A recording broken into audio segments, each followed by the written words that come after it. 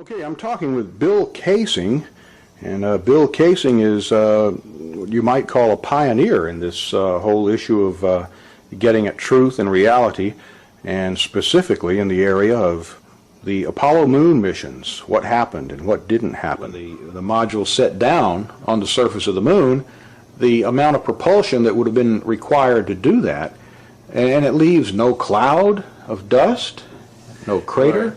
Having seen hundreds of rocket firings when I was employed by Rocketdyne, I know that the jet of the lunar module lander, the lunar lander, would have created an enormous crater. It would have scoured the moon's surface. It would have tossed up rocks, sand, everything, and created a crater maybe so large that the entire lunar lander could have sunk into it.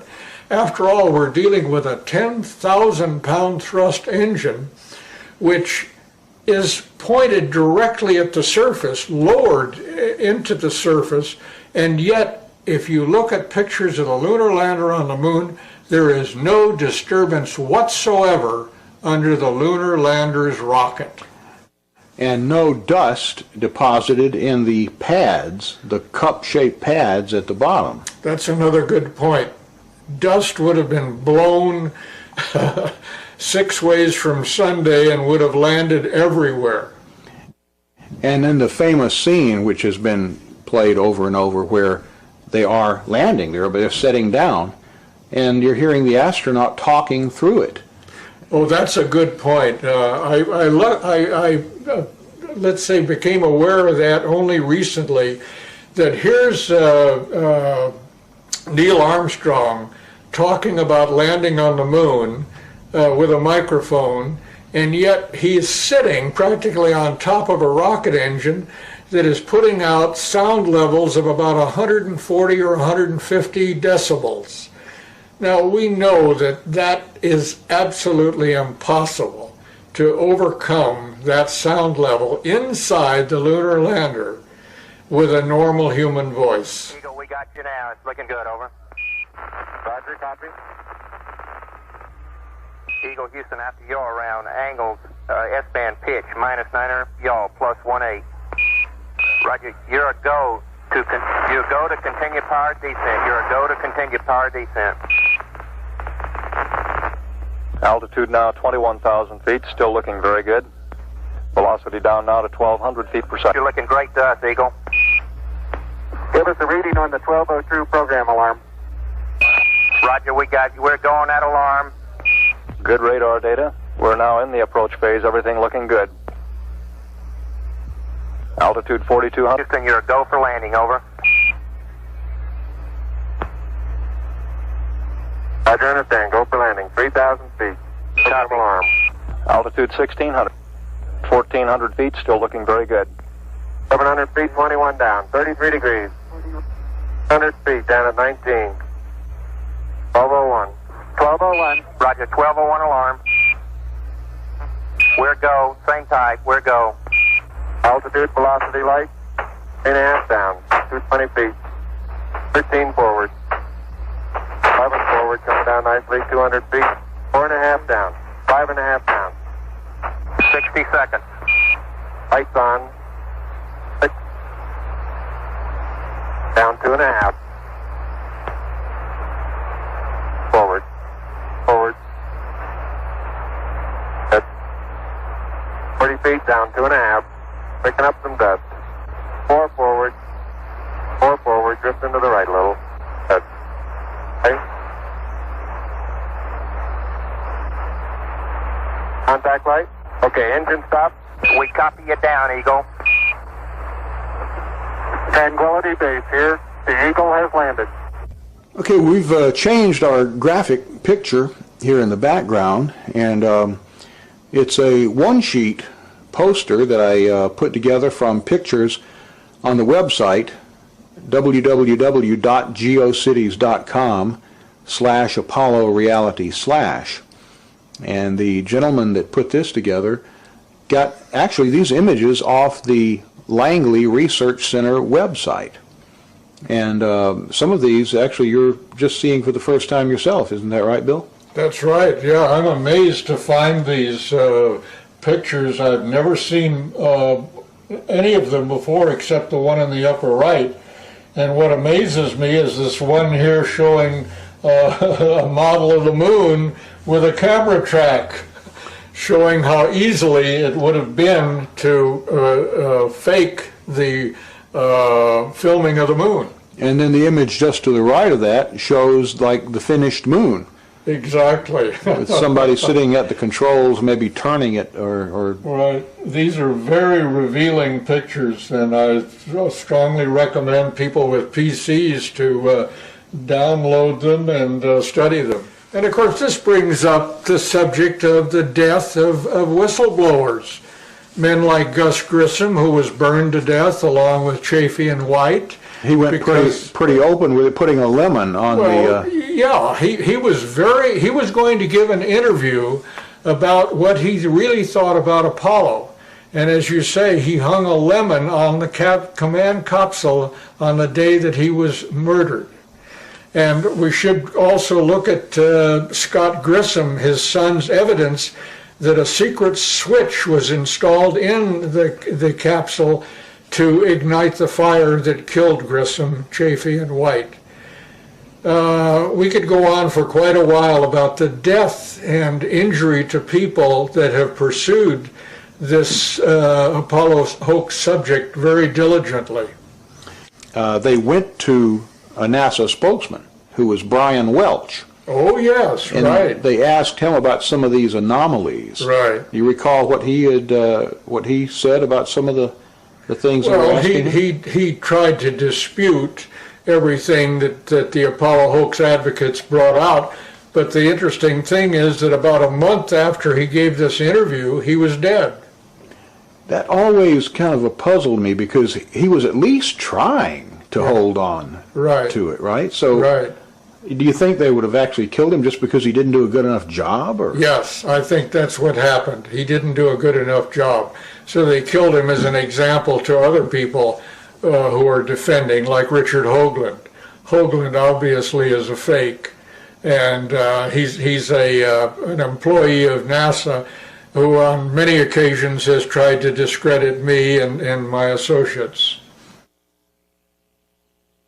There are much better mysteries that call into question some of the photography, which I agree with you looks frankly hoaxed.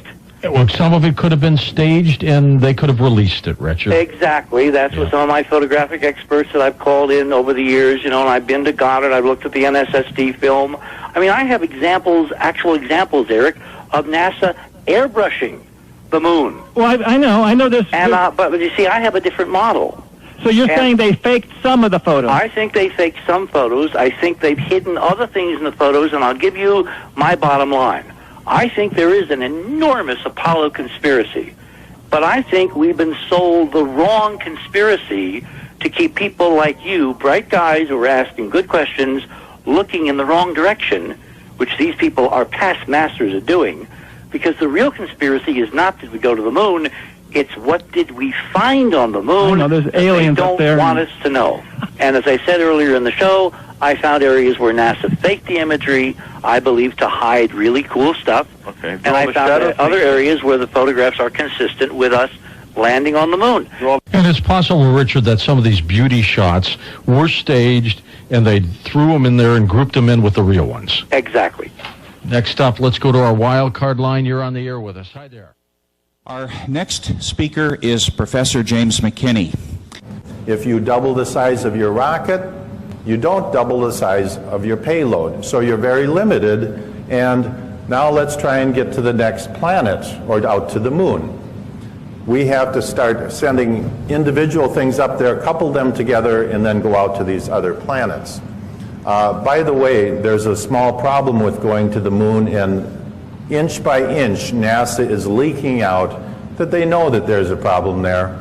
It's called the Van Allen belts, high radiation belts of charged particles around Earth, and we don't know how to get through them, they say. Well, isn't that interesting, because there sure didn't seem to be a problem back in 1969. Obviously, they didn't go to the moon.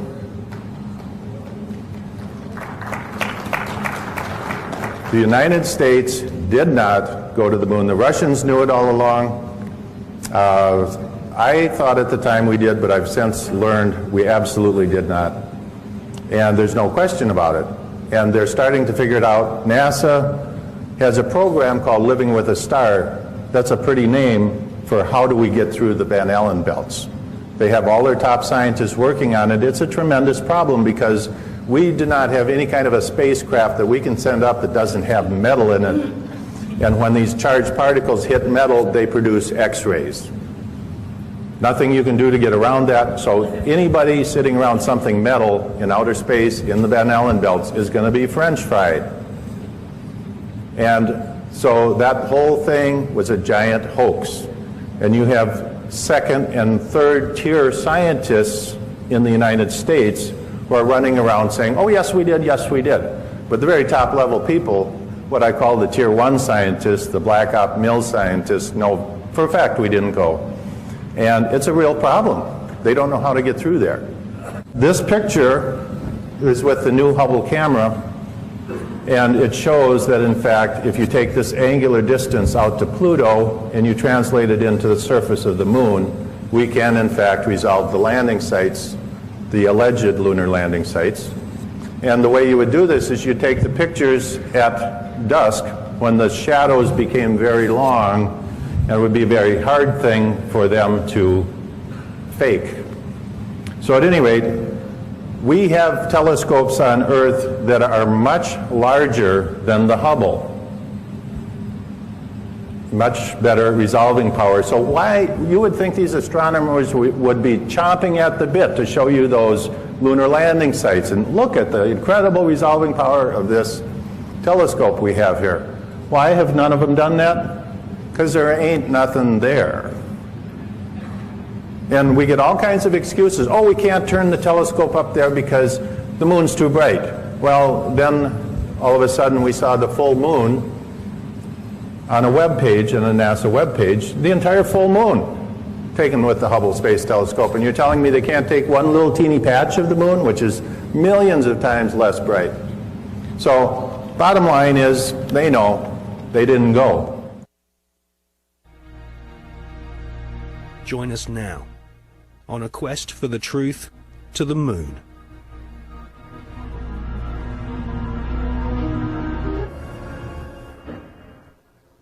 In this film, we shall not only prove beyond all reasonable doubt that many of the official NASA images of lunar exploration are fake, but we shall also examine the motives for the biggest lie put before the world. Why did NASA repeatedly fake lunar images and photographs? Why did NASA stage lunar expeditions which did not happen? The answer will surprise you.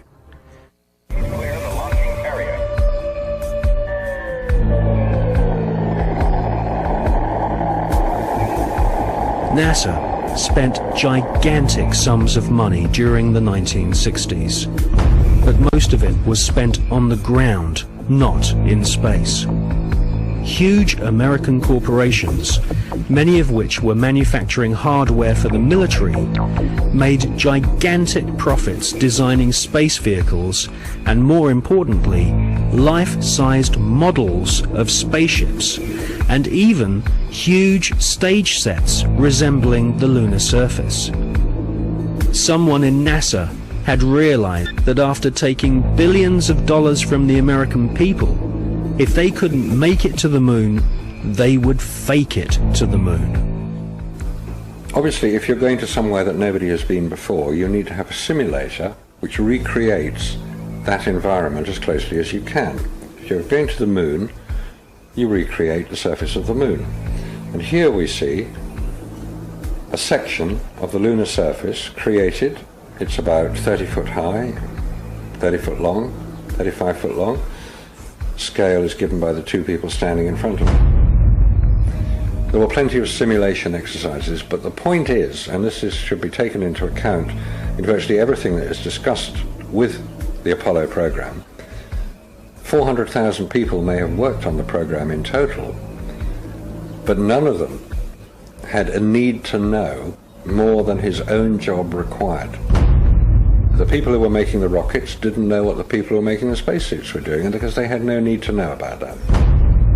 Their job was to make the best models and the best simulation of the lunar surface that they could. And if we come up to this picture here, we see the 3 scales on which these models were built. We have here the whole moon as one unit. It stands about 20 foot high. We have here behind it a section of the surface of the moon. You'll notice it's curved. And here we have a more detailed section of the lunar surface. What you're saying is that the images which we're told show a camera pointing out the window of the lunar module as it's coming into land on the moon could well have been filmed previously using these large-scale models. That's right. It could well be that what we are looking at are films of realistic models. We have no means of knowing if they were actually taken on the lunar surface, or whether what we're watching is part of the simulation exercise and the training exercise. And you'll notice here on these models there is a camera track. A camera starting at this end, coming down here, would approach the moon, or appear to approach the moon, and become ever closer towards it. This is a simulation rig that was built. This is the command and service module of the Apollo program. And you'll notice that the window here looks out onto a block here, and there's another one here. They're curved. These are the screens onto which the lunar surface was projected as the craft made a simulated approach towards the lunar surface. Is what we're seeing a mixture of fact and fiction? It is fact, it is fiction. It's mixed together. It's hard to separate them until you examine it closely. If a spacecraft is in deep space, the only possible explanation for a light seen through the window of the spacecraft is the sun. It's the only bright light in space. If it's not the sun, then it has to be some other artificial light, which implies that that particular image is possibly fiction. July 1961. NASA was soon being criticized for the flimsy construction of their hardware. The first orbital capsules did not even have windows in them for the astronauts to look out of. One of the most vocal critics was one of NASA's most respected astronauts, an all-American hero named Virgil Gus Grissom, who almost drowned when recovery helicopters were unable to lift his space capsule from the sea.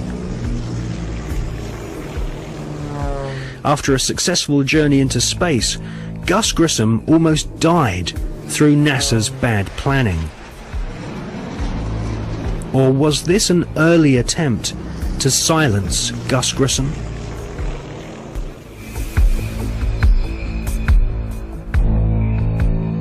May 1963. Astronaut Gordon Cooper experiences re-entry problems in his Faith 7 rocket ship.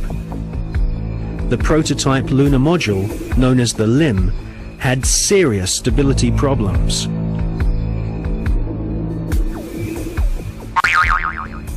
At this stage, there was no guarantee that even if NASA managed to get a spaceship orbiting the moon, they could land safely without killing the crew.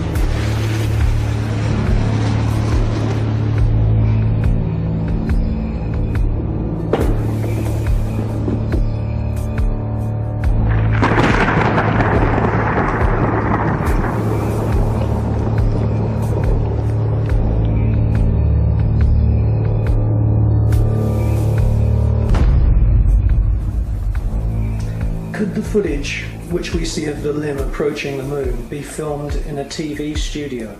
It was filmed in a TV studio. There's absolutely no doubts whatsoever about that. And the way that this film was created was by the use of models. There's nothing secret about the models. They exist. You can go and see them today. The models were very lifelike, very realistic. There is one that is a life-size model. It's in Flagstaff in Arizona. It's 2 miles long, and it's an exact replica of the Sea of Tranquility. The photographs were used to create from those images the replica of the Sea of Tranquility, so that if it was flown over in a helicopter, it would appear as if it was a spacecraft approaching a similar area to land. So yes, all the scenes of the lunar surface were filmed on Earth.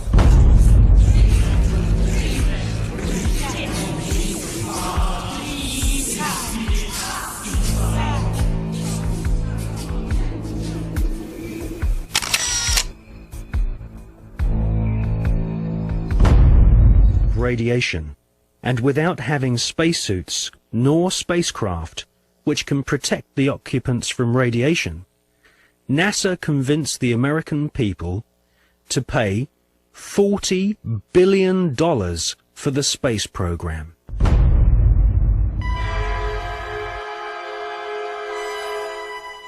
The most lethal forms of radiation, of course, are at the higher end of the spectrum. That's gamma rays and X-rays. We know what ultraviolet can do. If you stay out too long in the sun, you get sunburn and skin cancer and die, and it's all very sad. But gamma rays, and X-rays especially, are particularly lethal to humans, unprotected humans. There was no protection that I have been able to identify. I've found no reference to it. I found nothing that will tell me what level of protection is offered. So I have to assume none was. I've contacted the manufacturers of the spacesuits, and they said there was no radiation protection built into the spacesuits, because I asked them if these same spacesuits could be used by technicians to go into Chernobyl or 3 Mile Island, because the nuclear reactors produce the same radiation as produced in space. They said no, not advisable, no protection. James Van Allen grew up in the small Iowa town of Mount Pleasant during the 1920s. He was an exceptional student, became class valedictorian, and exhibited an intense vision that even then looked beyond our planet. The environment was the time of the Cold War, and it was something scary. It was something for a child, it seemed very scary to have to hear about bomb shelters and hiding under our desks. And I remember first hearing that my father was going to go to Russia, and being so frightened by that, and asking my father, why was he going to Russia? Wasn't he scared?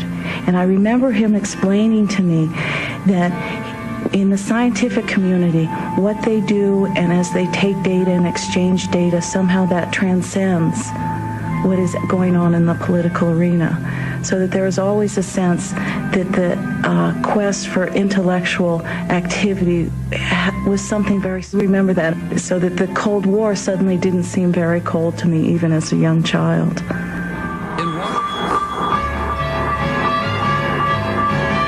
The media focused on the Explorer 1 achievement as at last legitimizing the U.S. as a worthy adversary to confront the communist Sputniks. The public seemed captivated with the propaganda created by this new space race. Dr. Van Allen and his students, however, chose to focus on the data that was returning from their scientific instrument inside Explorer 1. When the first results came back, the group at the University of Iowa, this was Van Allen and Ernie Ray, then began to help with it, eventually Carl McElwain. Saw immediately that there was an anomaly, there was something unexpected. We have encountered a very great increase in radiation intensity, which is vastly beyond what could be due to cosmic rays alone. We call it geomagnetically trapped radiation. And I gave an explanation of my interpretation at a press conference following the scientific session. And one of the reporters stood up, and he was trying to visualize what I was saying. And he said, "You mean it encircles the Earth like a belt?" I said, "Yes, that's great. That's what it is. It's like a belt around the Earth." And so that's the way they got the name of radiation belt, from this exchange of this newspaper reporter and myself. Well, certainly the discovery of the radiation belts was the most important discovery of the International Geophysical Year, because it represented a discovery of some major phenomenon that had a substantial impact both on scientific research and on plans for manned flight later on.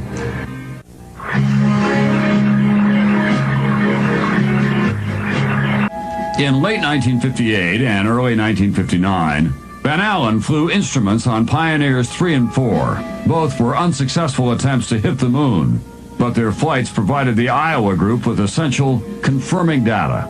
Pioneer 3 documented the existence of a second radiation belt, and Pioneer 4 became the first U.S. spacecraft to orbit the sun. Any ill effects from the Van Allen radiation belts? No. Now, I'm not sure we went far enough out to encounter the Van Allen radiation belt. Maybe we did. Say that I'm not a chemist, I'm not a geologist or an anthropologist. I'm a retired electrical engineer. I've worked at NASA Goddard for over 20 years. I'm retired now, and I have worked with image processing, which is similar to some of the things that are done on computers today. However, at the time that I did my work, the computers that are so well established today were not available. So. Yeah, hello. I like your presentation very much, but I got a couple of questions here. First one is, what, if any, are the differences between you and Richard Hoagland concerning the politics on the cover-up? And part two is, what's the difference between you and Mr. Hoagland concerning the scientific implications of the face, especially since Richard Hoagland kind of brings in hyperdimensional physics into the picture of the face on Mars. Thank you. Okay. The one thing I'd like to clarify, I should have done at the beginning, Richard Hoagland and myself are like oil and water. The second thing is that, and I'll go into the third thing, is that Richard comes up with ideas where he does not have groundwork or supporting evidence, not even evidence, and certainly not proof that things exist where they don't. For instance, I've seen some of his work where he has found swastikas and German tanks on Mars, and he has found cathedrals on the moon Europa of Jupiter that resemble burnt-out cathedrals from World War II in Europe, and various other things which not only can't be proved, but they aren't even evidence, and I stay as far away from him as I can. And there was the last part of your question concerned, I forget exactly. Yes, he always talks about hyperdimensional physics, okay. And he comes up with all these formulas on the dimensions of also the pyramid on Mars, and all these, in his book he has all these geometric configurations, and he tries to bring in hyperdimensional physics. It's hard enough for me to give evidence and present it at conferences with facts that I can show to scientists, but to try to back up something with a relationship to another planet is so hypothetical that it just doesn't have the substance to hold up. Most scientists would classify that under the term of numerology and not have anything to do with it.